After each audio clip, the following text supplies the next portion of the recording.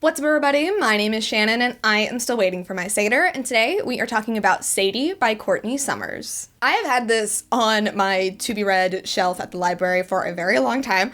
I was interested in it because it is narrated by Rebecca Soler. I really love her audiobooks, but I also was interested by the premise. So for those of you guys who don't know, Sadie is kind of half narrative, half murder podcast, obviously about a girl named Sadie. She has gone missing, and a podcast host is trying to find her. He's interviewing her family members. He is, following in her footsteps, trying to figure out where she went. And we do get Sadie's point of view. We do get to see, what she was doing and what was going on from her as well. This book does deal very heavily with the theme of sexual assault. None of it is ever actually explicitly shown within the book, but it is very emotional. And I would say that it almost hits more emotionally than some other books do that actually show the sexual violence. This book just does such a good job of really letting you feel what is happening to these people and what it has done to these girls. The podcast in this book is called The Girls, and we do get to find out why it is called that, kind of the reasoning for what's going on here towards the end of the book, and it really got me. I was actually going to give this book an A-. I thought it kind of got a little bit slow in the middle.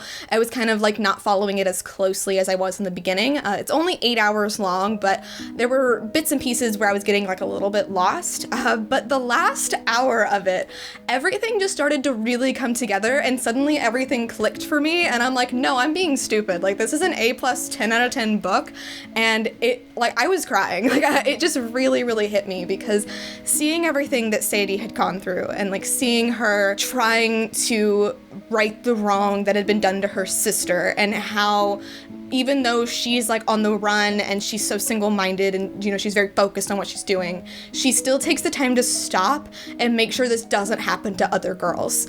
And it was just amazing to see. And then when we switched to the podcast host, he has a daughter as well, and he just doesn't want this to happen to his daughter. And at first it was kind of a morbid curiosity trying to find Sadie, and eventually he becomes very personally invested in it and just wants to find her so bad. And as it says on the cover of the book, if she dies, the truth is going to die with her, and they want the truth to come out. We want to know what happened to Sadie, what happened to these girls, why did she run away, and why can't they find her?